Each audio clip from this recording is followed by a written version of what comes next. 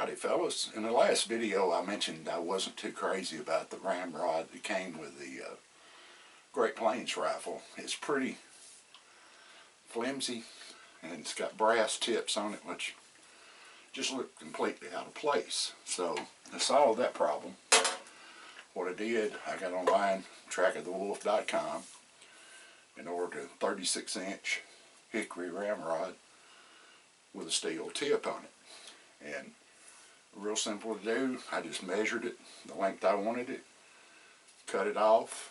One thing I did notice when I went to put stain on it, it didn't want to take the stain very well, so I had to sand it a little bit and it still didn't take it real good. I don't know if they possibly put some kind of sealer on it to keep it from attracting moisture and warping during storage or shipment, but anyway, turned out fairly well.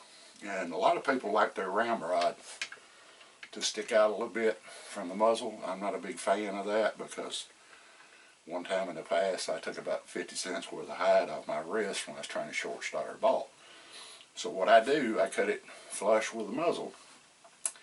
And since I rarely use this ramrod if I'm shooting, if I'm out hunting I had to reload, which if you're hunting deer or something like that, you're probably not going to get one shot anyway. So if I had to, I would carry an extended cleaning jack and simply screw that in to the barrel or to the ramrod. And 75-80 grains of powder plus a patch and a ball is going to be a pretty good size column. So with that jag on there, so you're going to have plenty of room to ram home a charge. So I would just put that in my possible bag, carry it with me when I'm out hunting.